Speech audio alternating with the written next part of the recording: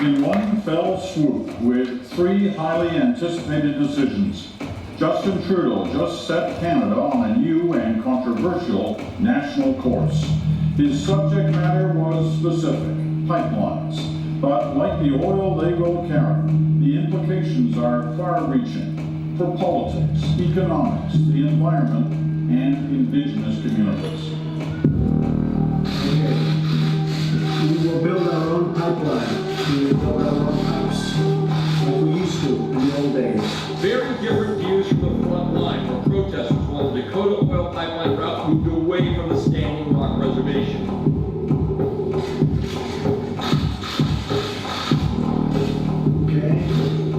Keystone Pipeline, like we used to in the old days.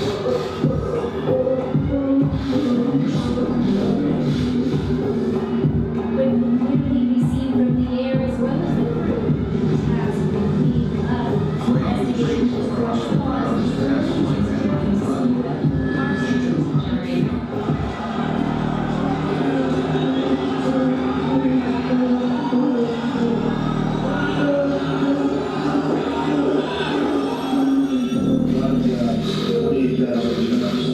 We have made this decision because we are convinced it is the right one for Canada.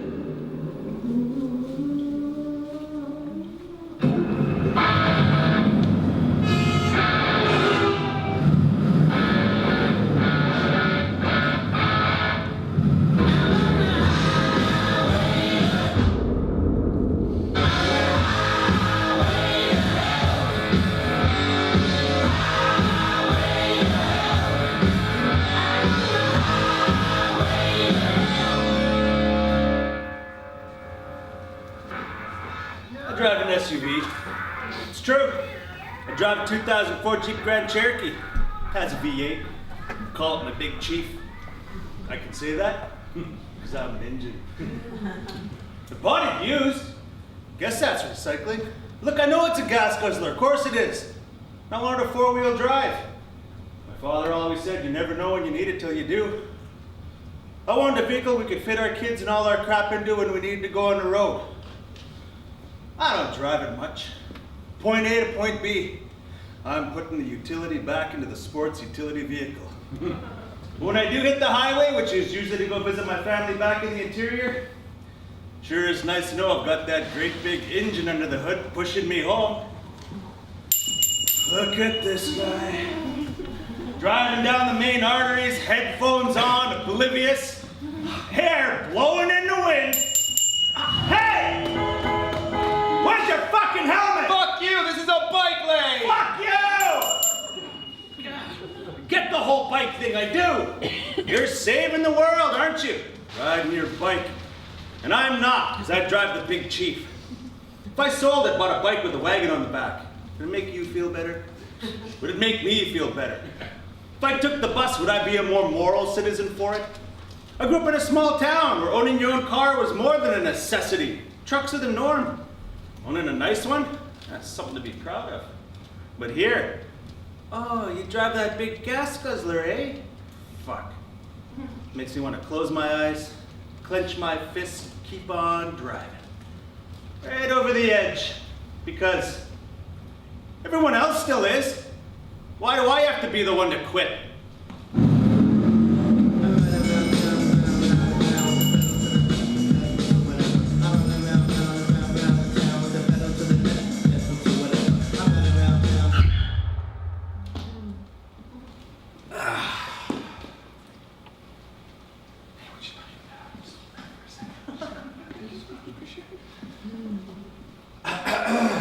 So, I'm white.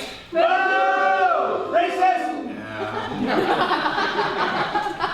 I'm also male. You misogynist pig! I suppose I deserve that. I, after all, am the embodiment of privilege. You remember that racist cop who did that horrible thing? Didn't he have skin that looked just like this? You remember that shitty boss you had who refused to give you a raise even though all your male coworkers who did the exact same job as you made more money? I bet he looked a lot like, oh, this guy. But while you're sipping your organic smoothie on your way to a yoga class or driving around in your gas guzzler to your favorite farmer's market, I want you to think about this. You're an asshole. Now, many of you think you're here. It makes sense. All of the racism and or sexism or homophobia you've endured, but once we account for your first world privilege, your asshole level actually rises to just about here. Now, don't get me wrong, I'm worse, totally worse. I'm here on the pyramid. But you see, you're right below me, just right underneath. And I know, that's hard to hear, because you want to be a crusader for justice. You'll make damn sure all your Facebook posts reflect that. Deep down, you know that you, like me, are a first world asshole. And you hate yourself for it. And it feels good to turn all that hate into self-righteous indignation. Because you get privilege and know how to make a more just society. While you were soaking up resources like a sponge and mindlessly spewing waste, because you're both a metaphorical and literal asshole, you mapped out a brave new world between iPhone games and binging on Netflix. Well done. Good for you. You fucking asshole.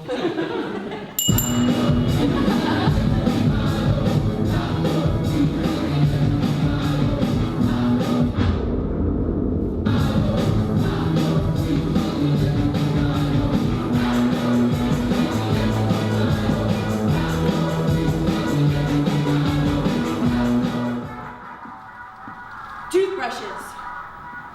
I feel really bad about toothbrushes. We just use them and throw them away, and razors, and kids' toys.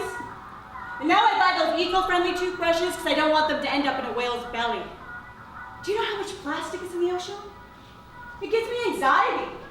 I have anxiety about the whole goddamn thing. Pens. What am I supposed to do with all my pens? Do I buy vegan bags or leather? One is petroleum, the other is murder. And the cows. I try not to think about the cows. When I eat beef, I think about their long eyelashes. I don't even know if they have long eyelashes. But I imagine them staring at me with these big brown eyes and long eyelashes. Sometimes, I buy those plastic box salads. I buy them, and then I get really busy, and the salad will start to turn bad inside the box, and instead of washing out the container and then recycling it, I just throw it away. And I think, nobody will know. And next time, I won't do it. When I buy clothes, I think about where it was made, what kind of factory it was, do they have a safe working environment? And then I'm like, fuck it! I'm going to H&M! I'm gonna go buy me some cheap fast fashion, and I don't give a shit! I'm stuck in this yo-yo of caring about every little impact I have on the world to rebelling and saying, fuck you! I looked into buying a car that could take biodiesel. I have credit, but not a lot of cash, even to go buy a secondhand car. Anyway, I can't afford a hybrid car. I have a friend. She drives a biodiesel. She smells like French fries.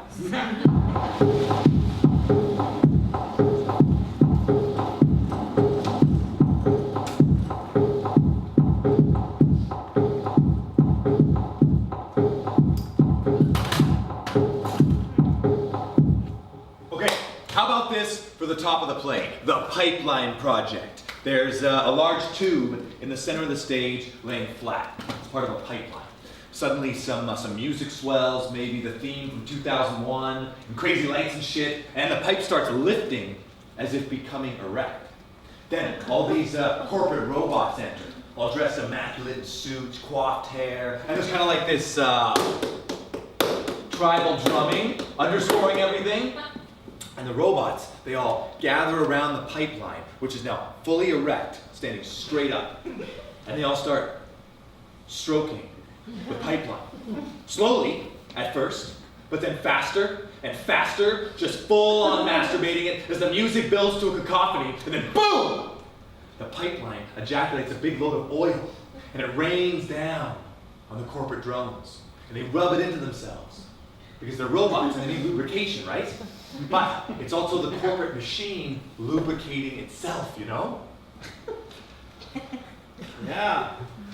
Yeah. So that'd be the opening of the show? Well, it doesn't have to be the opening. I mean, it could happen anywhere, but I'm thinking metaphorical, abstract, like a set piece. I don't think corporate robots masturbating a pipeline's the best way to get our point across. Okay. How about this? This is possibly illegal, but I'm just gonna say it out loud anyway, okay? Okay. Sure. Because there might be something to it. You know, put everything on the table, right? No such thing as a bad idea. Well, there is. But anyway.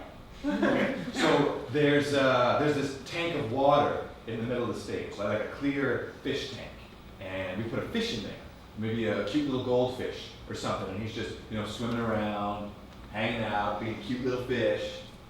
Then we pour oil into the water until it's half water and half oil. And we watch as the oil poisons the fish and he slowly dies. And That's it. You want to kill a fish on stage? Yeah.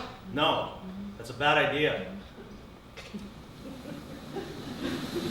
My mom is English captain, interior Salish. My dad was mostly white. He was a logger. For us growing up, the environmental issue of the day was logging. They wanted to log the Stein Valley, basically the cultural and spiritual center of the Tlakamak people. My dad wanted to log it. This is how we put food on the table. My mom stayed quiet, but I knew. She didn't want it logged. My brother, he helped build the Suncor oil sands plant in Fort Mac. He's an electrician. He was one of the youngest foremen and one of the few natives working on it. Made a shit ton of money. Bought a truck, partied, blew it all. But that's what you do when you're young.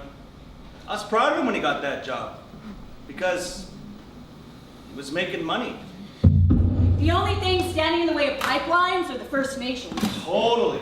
How? I mean, it's all Canada, right? Like the land where they want to put the pipeline is Canadian land, so... Is it?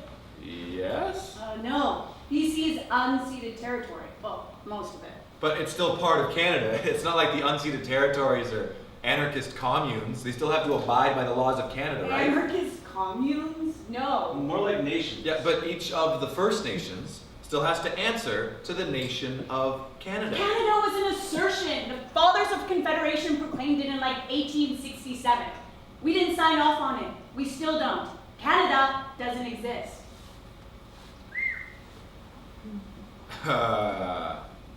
Hold up. Let me get this straight. So you deny the existence of Canada? Yeah. Do you have a passport? Yeah. A driver's license? Yes. A status card? Yeah. Where do those things come from? 150 years of colonization? Yeah, from a country that exists. Look, our indigenous nations are self-governing. We have political sovereignty. Our people were never extinguished, we were never conquered, and we never ceded title to the land.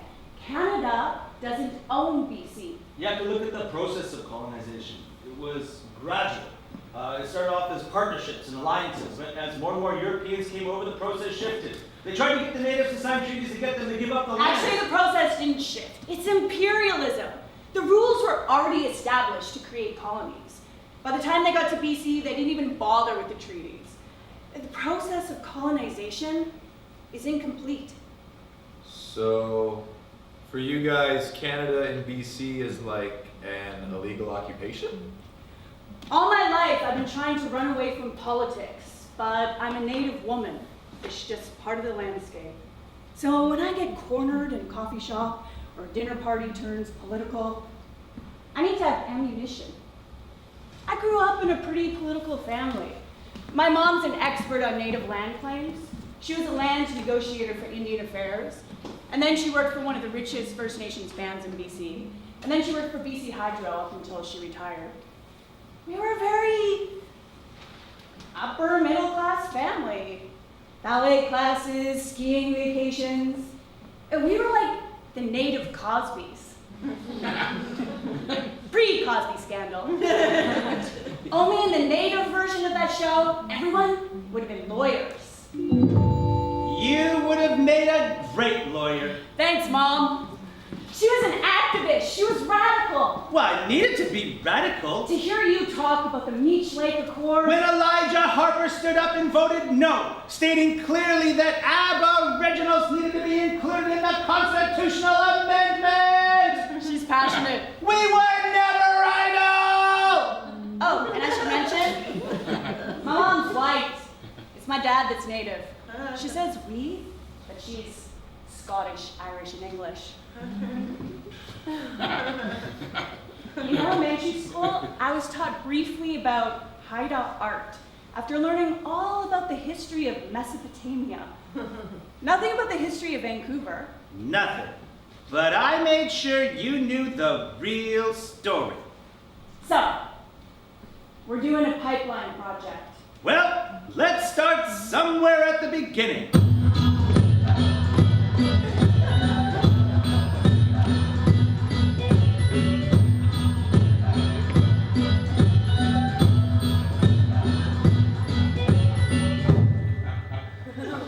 In 1886, Vancouver was established on Musqueam territory. My grandpa was born in 1898. Yeah, so he was born into this very new system in Canada.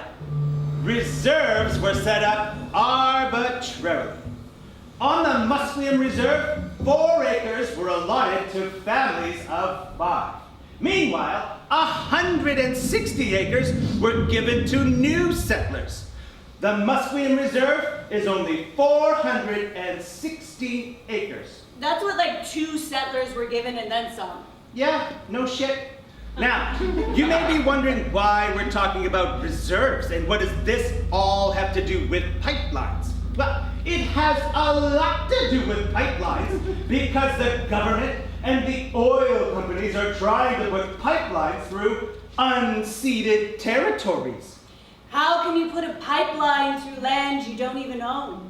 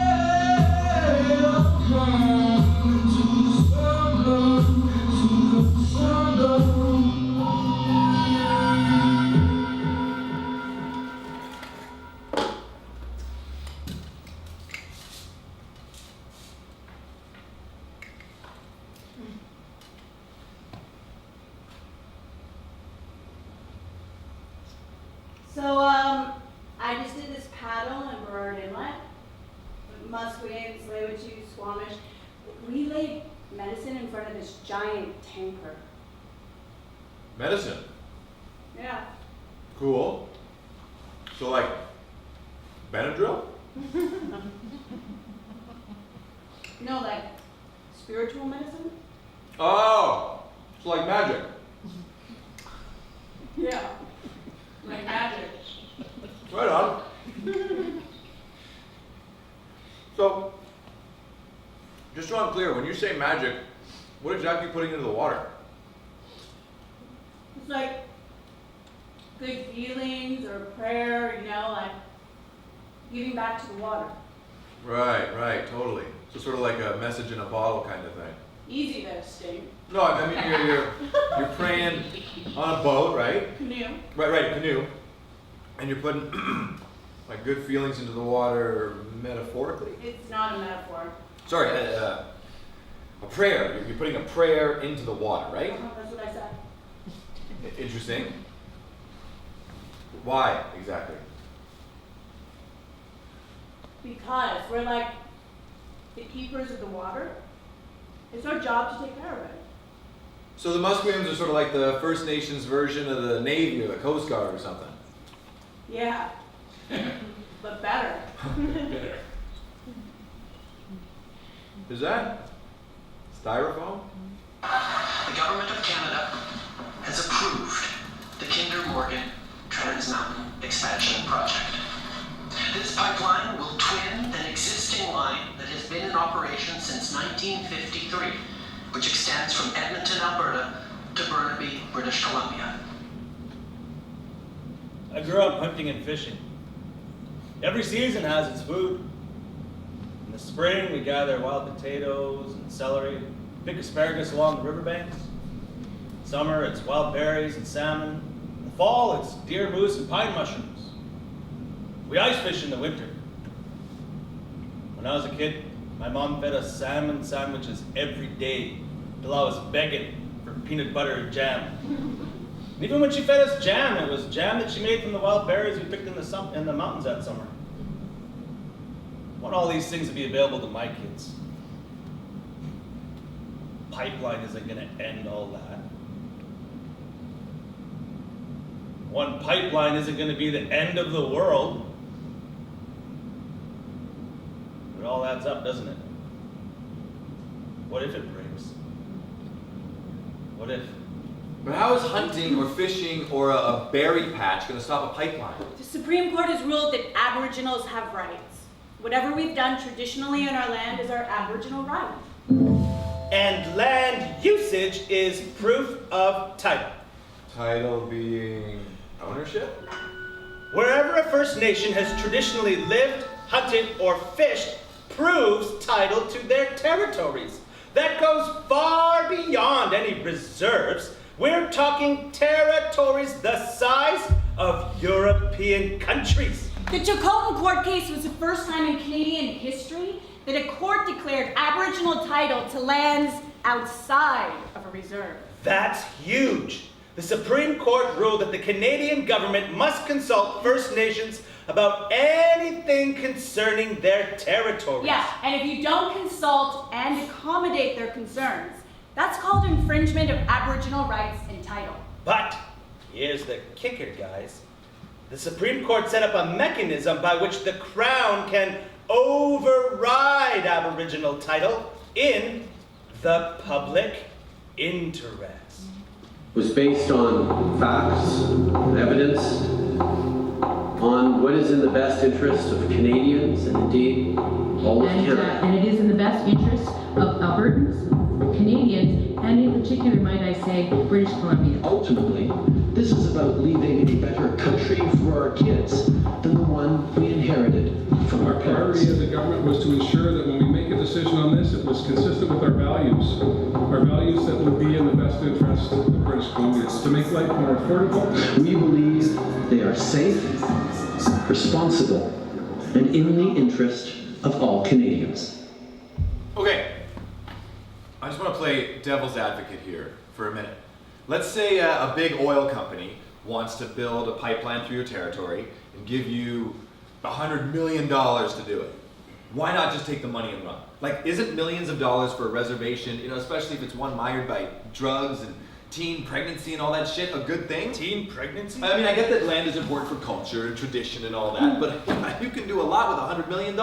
You can get off the res. Leave the res. Why would I want to do that? That's actually not a lot of money split between each band member spread out over decades. You say that you get that land is important to our culture, but I just don't think you understand. Like for me, I'm Intlakatn, right? We speak a version of the Salish language called Intlakatmukschin. Our language comes from the land. Like Q's people, they also speak a version of Salish, but to us it sounds like... What? Like squishy seaweed? Well, like feet in mud. Because they live by the ocean. Like their word for bear is... Spa'a. But for us, it's spa'ach. See, our consonants are harder. sharper, like our landscape. Our language comes from the land. My family comes from a place called Mechenten, which means infested with snakes. The land is our culture. Where does your family come from? Well, I'm half Scottish, half French. Okay, so how does that heritage inform who you are? I don't know if it does. I've never been to Scotland. I've been to France once. The Archivalds came to Canada about 150 years ago, settled in the Maritimes, which I've never visited. Then the Prairies, which I don't have any real connection to. The Préfontaines came to Quebec about 100 years ago. That's where I grew up until we moved out west. And I've been out here ever since, so I guess that's a part of my culture. But the closest I can get to being part of a larger community with, beliefs and traditions and all that is growing up Catholic. Huh, so you're Catholic. Well, no, I quit that when I was 14, so. So you've never felt like you were part of a culture or a community, that's something that's missing in your life? I have a culture. So what is it? Well, environmentalism, social justice, I like music, craft beer, let me some craft beer, video games, movies, I make everywhere, friendship is really important to me. What? Why is that funny? Yeah, I mean, I have all of those things as well as my community of Musqueam people. Our land, our culture, our history, our spiritual practice. Our salmon stories teach us how to take care of the salmon. Our rituals and ceremonies, they're all connected to the land. My values are connected to who I am, connected to all Musqueam people. That's culture. Right. I guess, I don't know. I guess I don't have that then. Not in that way.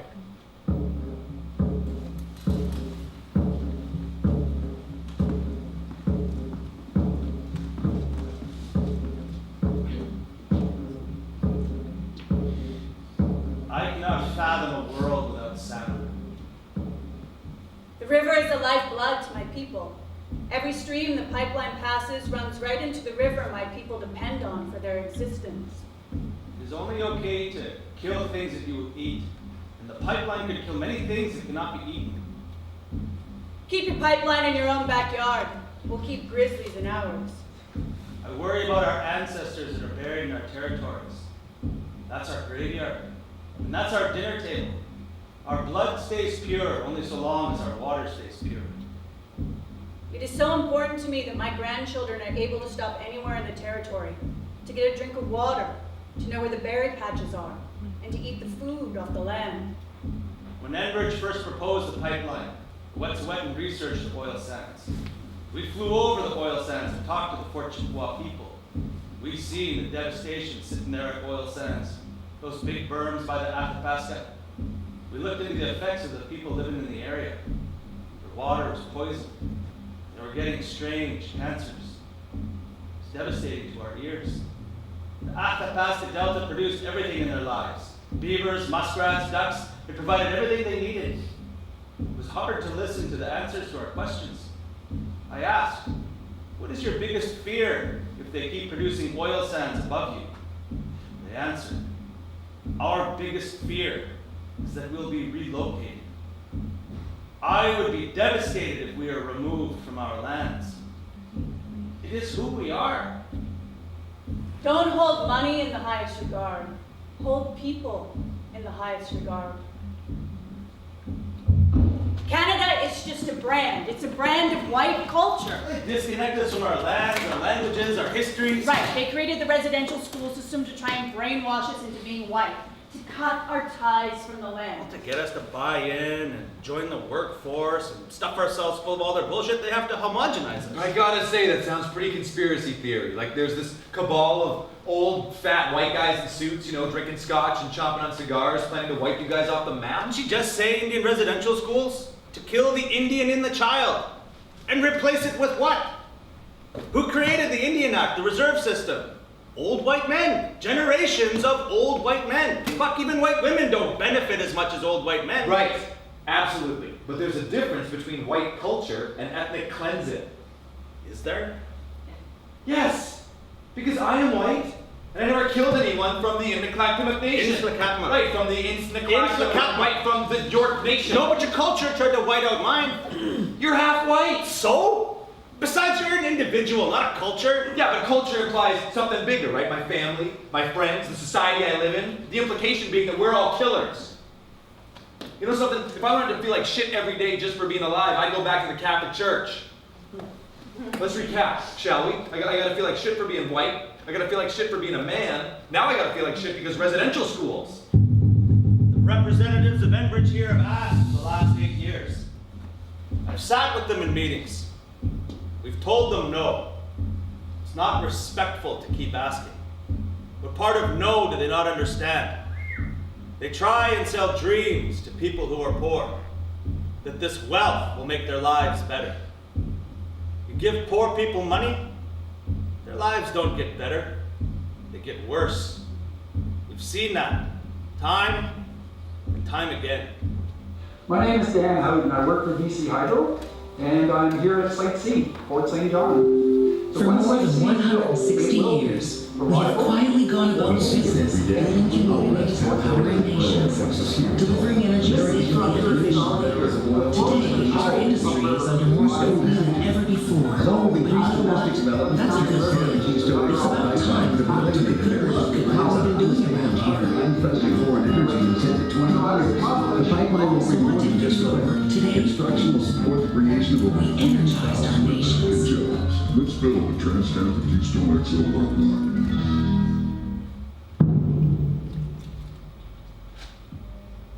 The National Energy Board wants to hear from people with an interest in a project before making a decision about a company's proposal.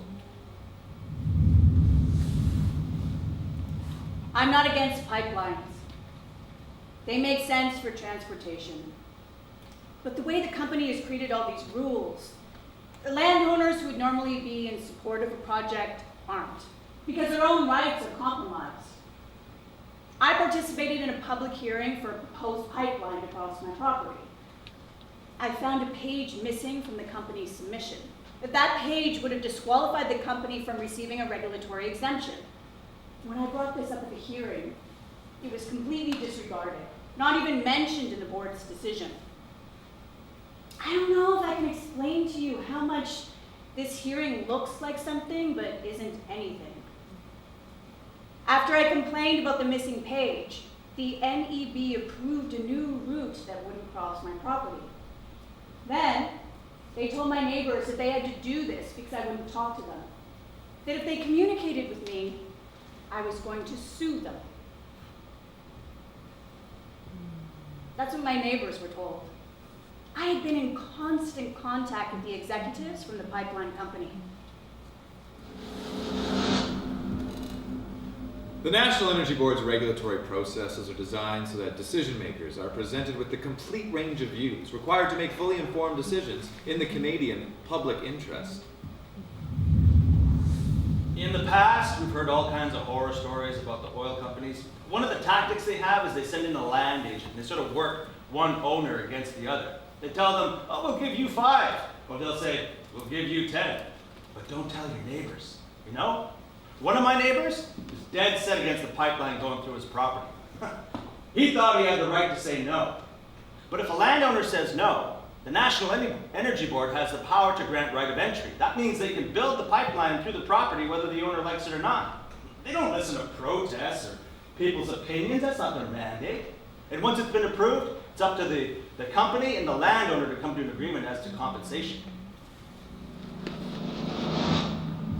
Financial compensation is determined based on market value, construction impact, and a number of other factors. Oh my God, that totally reminds me of a story my buddy Rory told me. His family's got property in Alberta, right?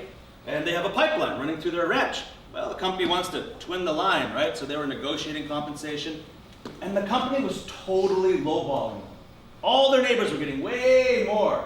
So Rory's family's like, yo, what gives? And the pipeline company was like, well, your property value's decreased. And Rory's family's like, what are you talking about? And the pipeline company was like, because you have a pipeline running through your property. If a pipeline is decommissioned or abandoned, Enbridge will develop decommissioning and abandonment plans in consultation with relevant stakeholders, participating Aboriginal groups, the NEB, and other authorities and agencies. Their intention is to leave the pipeline in the ground when they're done with it. But the landowner still owns the land, so ultimately, under law, they bear the risk. Landowners are treated the exact same way we treated Aboriginals 100 years ago. They try to keep us separate. They don't like it when we organize together. It's like sitting at the table, and the guy on the other side of the table has all the cards, and you got nothing. When the landman comes calling, don't sign anything. I'm not selling. Do you mind telling me why? Because I don't like the way you operate. You oil men come into our country, pollute the streams, ruin the land, kill our cattle. Yes, and our men too. You're being childish. You're acting like your Cherokee grandparents who shot arrows at the first locomotive. This is oil country. The wealth is under the ground, not on top of it. But is it necessary to destroy the land to produce oil? Excuse me, Senior Tommy. You mentioned our grandparents shooting arrows at locomotives. Perhaps you never heard of the 5 civilized nations. Never bothered to learn about the Oklahoma Red Man. Before the Civil War, Mr. Tanner, our grandparents owned plantations in the South, had libraries, printing presses. We vote. We have colleges. We think. And we think oil has been bad for this country. Okay, so I may suck when it comes to being part of this racist, patriarchal shit show we call Canada, and I'm trying to own that. But at least I ride a bike. You know, when I'm not biking, I take public transit. Because when you fill up an SUV to go buy an imported tank top while slurping on a Frappuccino, you know what you're voting for? Pipelines. Lots and lots of pipelines. Yeah, I totally agree. Do you? Yeah, we vote with our money. What about all the cheap import fashion you buy? Cheap import fashion. Shopping at H&M is a long way from saving the world. I don't shop at H&M. Okay, where do you shop? Seriously? Seriously, where do you shop? I don't know, Umeboshi? Aritzia? Nordstrom? Nordstrom is 4 floors of overpriced crap. Why would you shop there? Because there's a really cute wine bar in the women's department. Really? Yeah, seriously, it's really cute. So, buying clothes that are made by sweatshop labor in toxic factories and shipped halfway around the world is worth it because the women's department is a cheap Chardonnay? Well, I rarely shop there. I mostly drink wine there and look at the clothes. What are you wearing, a hand-knit burlap sack? What about you? What about me? Driving around in that gas-guzzling SUV. Oh, fuck, here we go. You probably got your own personal hole in the ozone that follows you around wherever you drive. Hole in the ozone was caused by CFCs. Yeah, which are made up of carbon. It's not a fossil fuel. But it's still a greenhouse gas. That has nothing to do with the big chief. You know, for 2 people who are supposed to be all 10,000 years of culture and history, shepherds of the forests and rivers, you two really suck at the environment. Like a lot. Like, really a lot. Yeah, we all do. That's the point. You think you're any better, you're delusional. How is your bike manufactured? What are the tires made out of? Bamboo? Bamboo? Dude, come the fuck on. You cannot seriously be comparing the one-off manufacturing of a bicycle with the manufacturing and maintenance of an SUV. Because that's delusional. I'm not saying I'm a golden boy. I'm just a hell of a lot better at environmentalism than you two. I'd be willing to bet that my carbon footprint is half of yours and a quarter of yours. Wait, why are you assuming hers is better than mine? Well, you've got 2 kids, right? Yeah. Last I checked, children were far from carbon neutral. You're basically raising 2 miniature landfills. So not only do I have to ride my horse to the grocery store, now I'm not allowed to have kids either?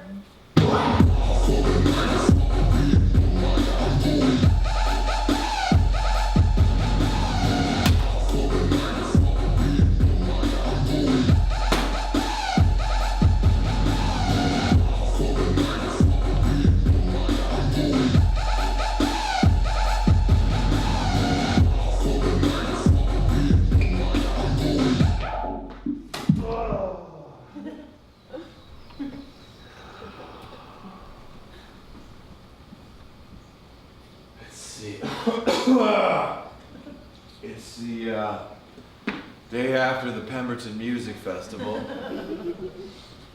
I'm wasted. Can't sleep. Full on alcohol poisoning. What the fuck am I doing here? Last thing I remember, I was climbing onto my buddy's shoulders to square off against another pair of bros in a chicken fight, surrounded by a couple of hundred people. Now, the sun's coming up. I'm in a porta potty, sitting on the toilet and shoving 2 fingers down my throat so I can puke in the urinal. It must be 40 degrees in this goddamn porta potty. And the heat is cooking up the smell of shit, piss, and antiseptic blue chemical. Oh. I leave the shit-filled sweat lodge, step out in the campground.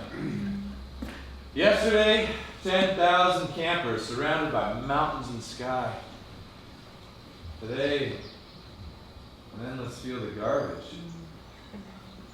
Broken tents, tables, chairs, plastic junk, abandoned food rotting in the sun. I shuffle through the wasteland feeling like the heat might finally kill me. I need to get the fuck out of here. I hike 20 minutes to the nearby Lillooet River to sober up and clear my head a little. It's a glacier river. So freezing it's almost unbearable. I dive in and a blast of cold water shocks me back to sobriety. I sit on the beach, stare at the river for a long time.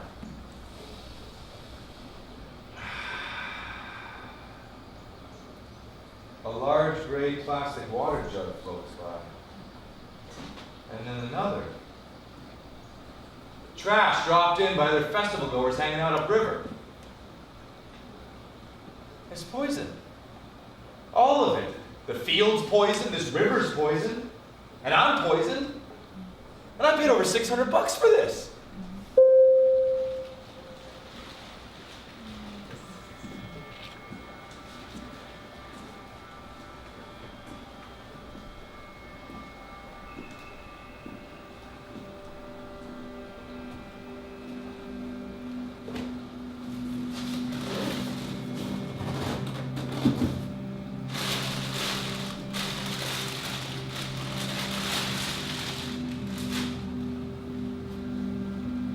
Summer of 2014 is supposed to be one of the largest salmon runs in a generation. Everyone was so excited.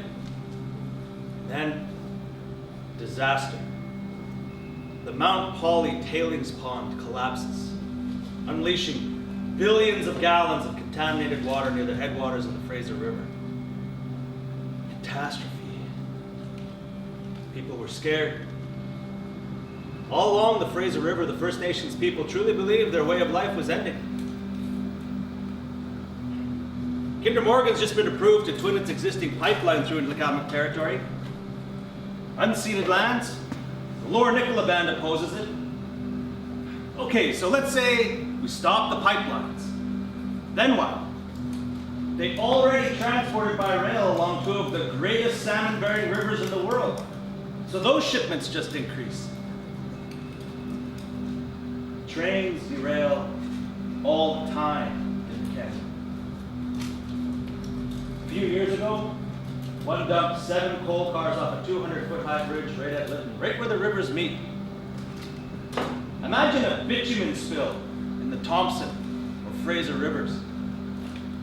Nightmare. If it comes down to choosing between water or oil, I choose water.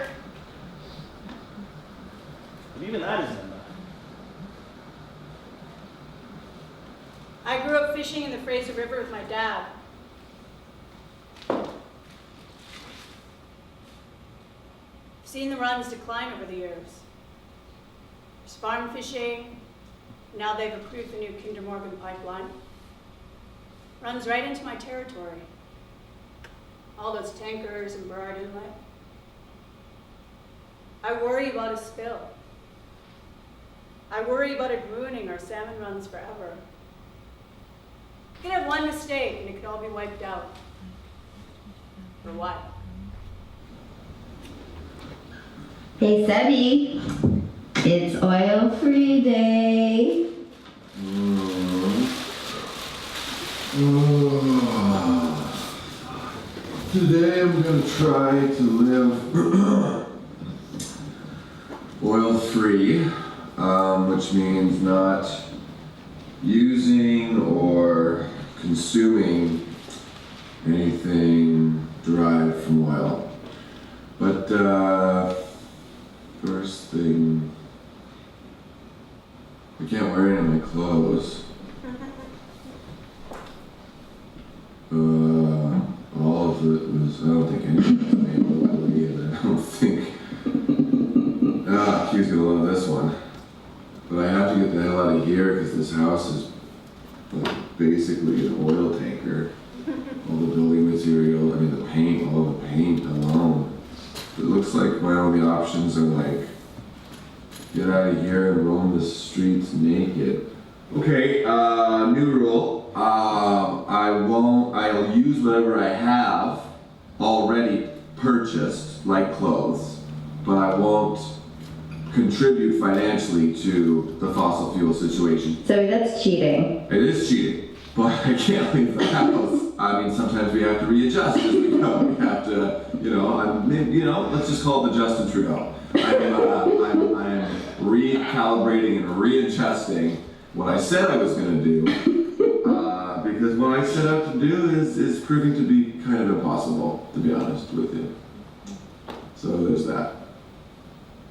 Last night I heard this story on CBC that there was this valley in the prairies, I think it was Manitoba, and it got flooded. And all these bones floated to the surface of the water. Children's bones.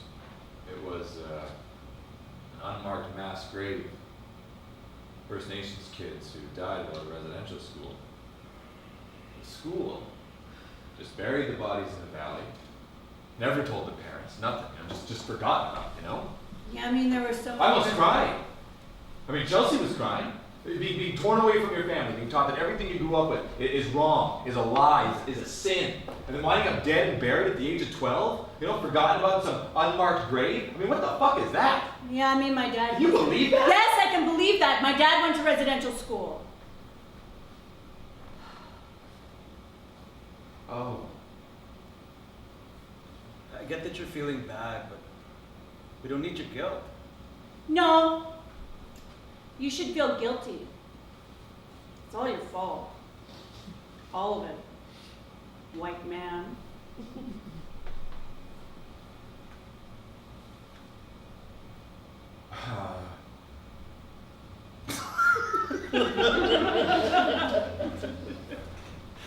White man?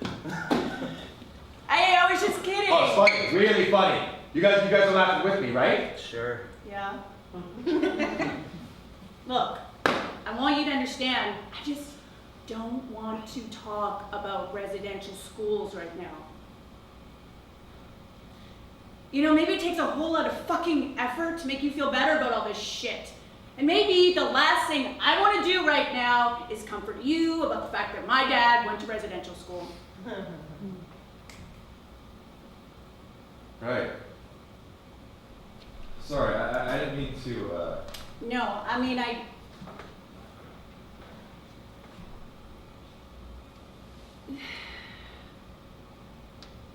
didn't mean it that way exactly. No, it's okay. Look, this is our lives.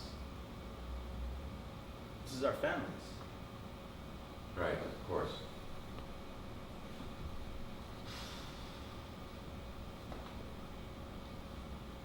Look, I obviously don't want you to feel bad. And I don't want to feel bad either, so...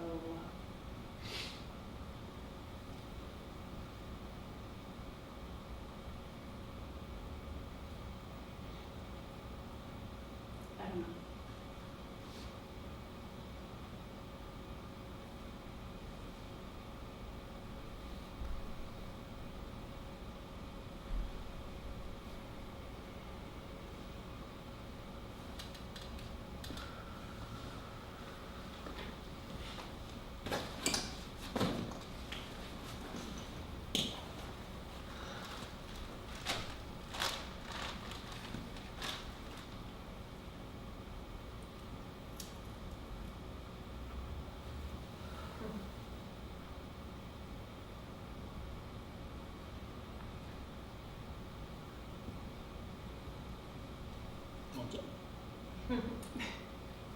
Joking on. Sure. What's that? It's Glenn. Ah, Dried salmon, you want some? sure. Just rip Take off that the little piece skin. right there. Okay. Tear it off. Right off. No, eat it. With your mouth. You guys want fucking poison. Oh, that's Fishy? very fishy. Do you like it? Yeah. You guys made this? Well, not me. Made it with my uncles. How? Basically, you take a fillet, make a bunch of cuts all the way along it, about an inch apart, like a nice chunk of sashimi, and you stretch it out. And you season it with a bit of salt and pepper, hang it in a drying rack to blow in the wind. Wind-dried salmon. Good wind-dried salmon is an art form. It's real easy to make bad wind-dried. This one's good. My dad, he dips it in butter. Oh. That's crazy. So where do you get the fish? In the canyon. It's pretty dangerous too, people die all the time. A few years ago, my uncle fell in, broke his wrist. Luckily, the river pushed him to shore. And when he came out, had this little trout stuck in his shirt. That fish swam him to shore.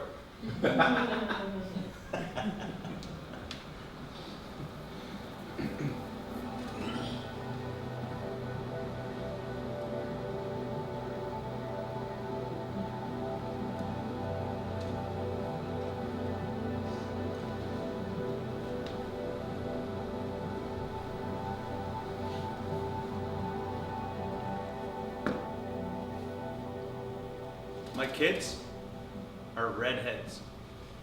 And I mean redheads. My grandmother's from England. She had red hair. My wife's family's mostly Irish, so our kids are flaming redheads. Who can tan?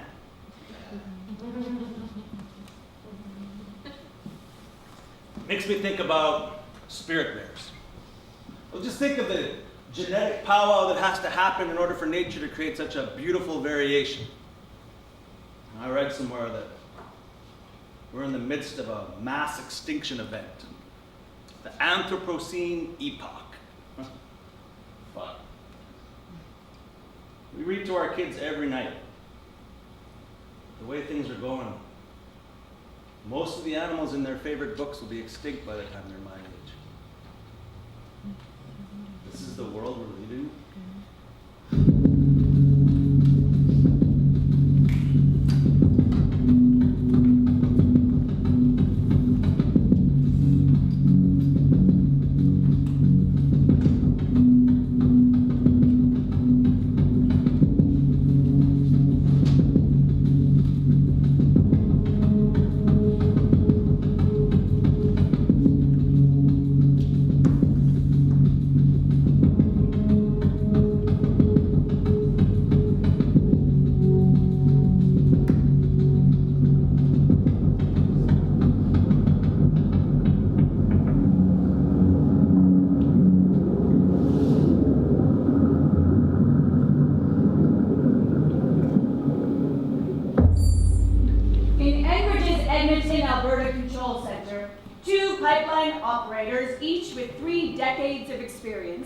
Stare at the array of flat-screen monitors for the 4 pipelines they are in charge of. These 12-hour shifts are brutal. 2 more hours and we can go home. Before calling it a day, the operators need to switch off Marshall, Michigan's line 6B until enough oil can fill the storage tanks in Indiana. As they switch off line 6B, the first high-priority alarm flashes on the monitor. Pressure's dropped to 0 in Marshall, Michigan. We got an automated shutdown at the station. Within 5 minutes. We've got 3 more high-priority alerts. The oil being pumped down 6B isn't even making it to the other end. Page the systems analyst. What, now? Now! Hey, one of the alarms stopped on its own.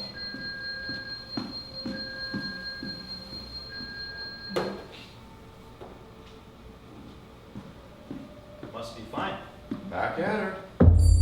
Their shift ends and line 6B's operators are replaced. The next operator insists he was never informed of the high priority alarm sounding at Marshall, Michigan. Marshall residents call the emergency dispatcher, worried about their health because they feel asphyxiated with a gas smell dripping through our A house. very, very, very strong odor, either natural gas or maybe crude oil. Firefighters from 2 forces are sent out to search for gas leaks, but can't find any. A Michigan gas utilities technician is also out searching for the cause of the smell when he crosses paths with the firefighters. Still no luck? No, but complaints have been coming in all night. It won't be until late morning the next day that those complaints will even be passed on to Enbridge, and even later before the company will notify national regulators as law requires. As they search in vain nearby, toxin diluted crude is in fact frantically spewing out of a person-sized gash into the Kalamazoo River. As the night wears on, the control center's phone log shows staff chatting about everything from... Finally got around to retiling the bathroom. Yeah, did the caulking myself. It's, yeah, it's cast iron. Yeah. 12 inches. Yeah, I love it. Yeah, I'd like to make an order for delivery, please. Can I get an order of a tortilla soup? I'm gonna switch it back on. We gotta get it flowing again. We've got some discrepancies in the pipe pressure here. The controller calls another systems analyst to discuss the problem. Hey man, pretty slow going that startup, eh? Yes, very slow. That's why I'm wondering, either they really drained it out, which I think they did, because I don't have any pressure farther down the line. Yeah, they must have, because I'm still trying to hold 150 and it's just sitting there. Yeah, exactly. Or else I'm leaking. One of the two. Well, either way it'll be fun. Let's see if the problem fixes itself. 6 more alarms appear within the next hour. Okay, that's it. We better shut it down. The control center supervisor calls a third analyst. Yeah, I'm just getting out of the shower. What's going on? They're kind of a puzzler here. Staff believe it's likely a column separation. Huh? Almost like a bubble in the line interrupting the oil flow. It's like the numbers don't add up. Well, I guess you have 2 choices. You either call it a leak or try it again. So, what are you calling this? I'm calling it a false alarm. The control center supervisor reads out company procedures if alarms are deemed incorrect. Pipeline operator, continue normal operations, no pipeline shutdown is required, or if the pipeline was shut down, resume normal operations. Okay. Let's check in once the fuel is flowing again. The Edmonton operators finally call an Enbridge employee in Marshall, Michigan. We're suspecting a possible leak. We don't know. Wow. No kidding. The Edmonton operators start the pumps of line 6B. Still isn't working. Okay. Well, double the pump power. That'll fix it. It doesn't.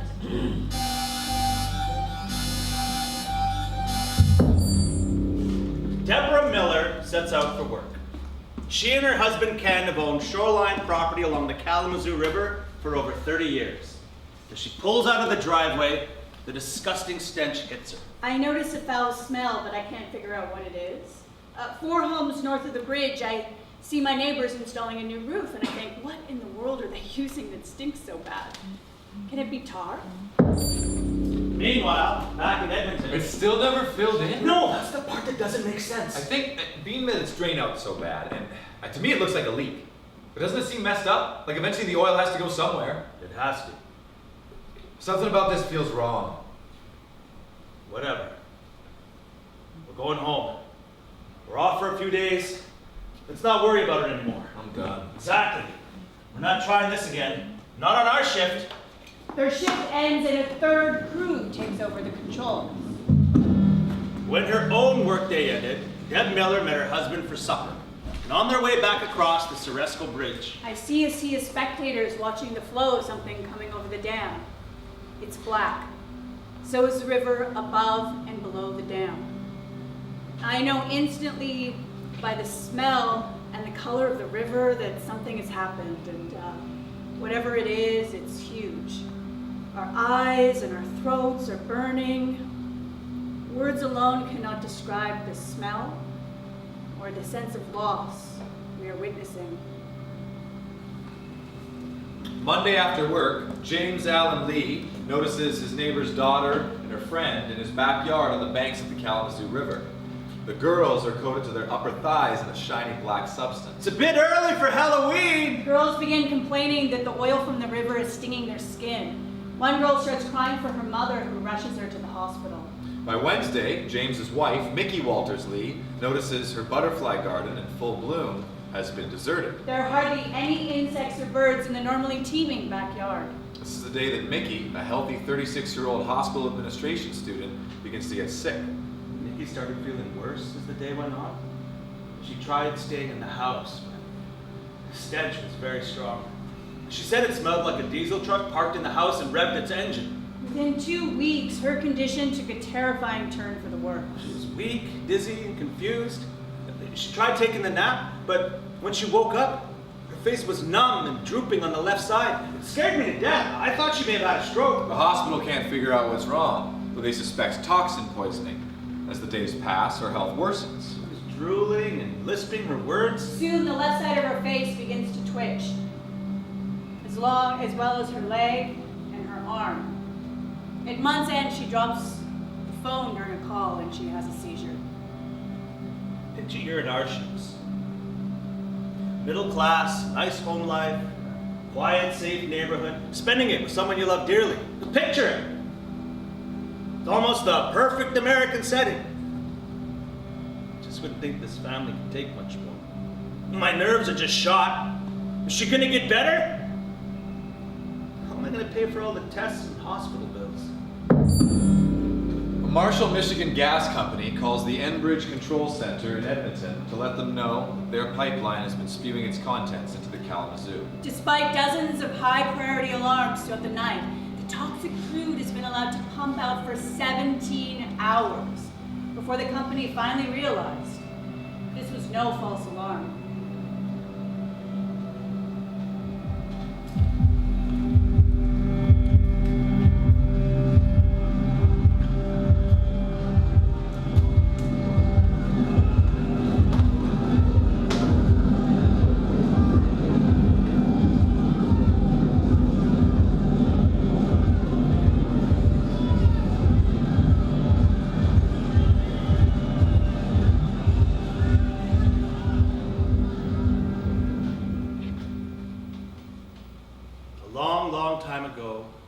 First ancestor learned to manipulate fire. Our species learned to burn things, and for the first time have command over the landscape. We learned that we could burn it down. We learned to burn animals to make the meat easier to store and to kill the parasites in the flesh. We used it to illuminate the darkness, captured it, put it to work for us, to fight our enemies. Fire devastates, but it also brings renewal.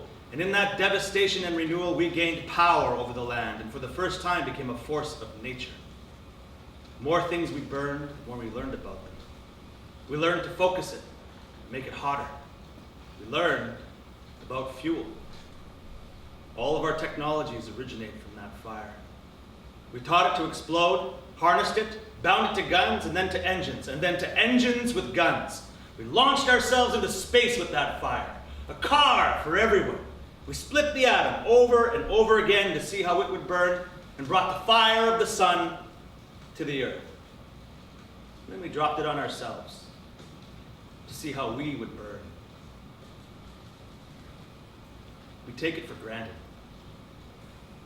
All of our cultures dance around that original fire. We still tell our stories around it. Maybe now it's time to look away. Find another element to fixate on.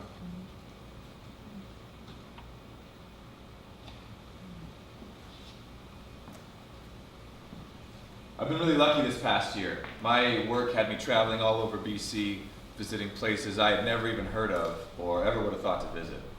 And I found myself witnessing some of the most spectacular sights I'd ever seen. Thousands of waterfalls cascading down the sides of snow-capped mountains along the Skeena River. fishing for rainbow trout in Lake Francois while eagles did a mating dance above my head and a family of deer sauntered along the shore. I shit you not, it was like living inside a Canada Heritage moment. Driving through hills of farmland as an October sunset casts an orange glow over the Peace River Valley. And seeing one protest sign after another along the way. No Site C dam. Keep the peace, stop the dam. And perhaps my personal favorite, damn you, Site C. At the very top of the hill, I see this large homemade billboard, a protest sign put up by a farmer that simply reads, "The new flood line." I look back out over the valley. I now imagine this whole expanse completely submerged, drowned. Of course, before that can happen, they have to destroy it. It's hard not to think about land in a completely different way. I can't pretend that I have the same connection that Kevin and Koimia do, but something is shifting, and it's about listening. Listening to other people, and maybe, if I focus hard enough, listening to the land too, because it's trying to tell us something. We're all gathered on the dock. Tsleil-Waututh, Squamish, Musqueam, we're all here. I have my regalia on. I'm here with my canoe team, my canoe family. I'm here to put good medicine back into the water. I'm not here to put up a fight, to stand against anything. I'm here to give back to the water, to give the water as much as it's given me, to protect it. I know that sounds, I don't know how it sounds, West Coast, flaky. And I'll be the first to tell you that I'm not perfect, but I'm trying. And I'm reminded that this is the way we used to do things. So now it's my turn. Am I ready to step up and take responsibility for my actions? All three nations, we step into our canoes. We push off from the dock and begin to paddle. I feel strong today. I feel good. I notice a police helicopter circling above us. All three nations, we huddle in behind the tanker. We're reminded one more time, we're here for the water. We're here to put good medicine back into the water. It makes me feel stronger. From behind the tanker, we paddle to the left of the carrier. I look up and it is enormous. I've spent my whole life on these waters and I've never seen anything so big. The helicopter circles above and I paddle. We paddle in time, we're light, moving together. We finally make it up to the front of the tanker and it towers above us. And one by one, each nation glides in front of the heavy giant to lay down our medicine. The strength in my arms and my heart feels invincible.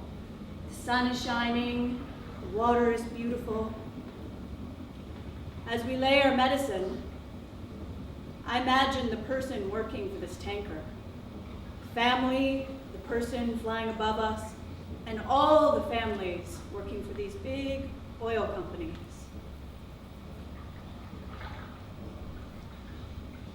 After we laid our medicine, we paddled back to shore. It worked, the medicine. It was strong. It was love that I felt out there. To tell you the truth, I was kind of in awe. It made me realize how powerful we can be together with clear minds and hearts.